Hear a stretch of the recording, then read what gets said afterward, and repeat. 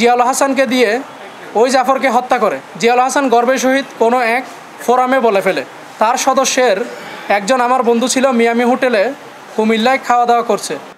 রাউজানের সাবেক MP ABM Fazle করিম চৌধুরীর নির্দেশে চট্টগ্রামের বাগোয়ান ইউনিয়ন পরিষদের চেয়ারম্যান সৈয়দ আবু জাফরকে হত্যা করা হয়েছে বলে দাবি করছেন নিহত চেয়ারম্যানের পরিবার। বৃহস্পতিবার চট্টগ্রামের একটি রেস্তোরাঁয় সংবাদ সম্মেলনে এমন দাবি করেন রাউজানের বাগোয়ান সাবেক ইউনিয়ন পরিষদের চেয়ারম্যানের ছেলে জিসানুর রহমান। খুঁজে আনার বিষয়ে সংবাদ সম্মেলনে নিহতের ছেলে বলেন, 2010 সালের 27 মার্চ চট্টগ্রাম নগরের খুলশী এলাকা থেকে সাদা পোশাকের লোকজন তুলে নিয়ে যায় সৈয়দ আবু জাফরকে। সেই থেকে বিভিন্ন জায়গায় ধর্ণা দিলেও সন্ধান মেলেনি তার। পরবর্তীতে সাবেক সেনা কর্মকর্তা লেফটেন্যান্ট কর্নেল হাসিনুর রহমানের বক্তব্যে উঠে আসে হত্যা করা হয় আবু জাফরকে। আর এই হত্যার পেছনে ফজলে করিম ও সেনা কর্মকর্তা জিয়াউল হাসানের জড়িত থাকার কথা উঠে আসে হাসিনুর রহমানের বক্তব্যে। হাসিনুর রহমান বলেন, এই চেয়ারম্যানকে আমি জেলে পাঠাই, তাকে জামিন করা হয় কুলশিতে থাকতো। আমরা তখন কুলশিতে থাকতাম, এই ভুইয়াগলির পশ্চিম কুলশি আবাসিক এলাকাতে থাকতাম, 3 নম্বর রোডে।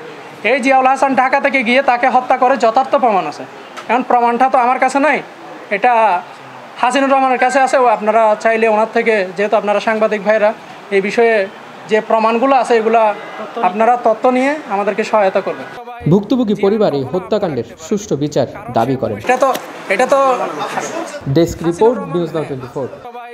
জিয়ান কখনো আব্বু ডাকতে পারেনি, কারণ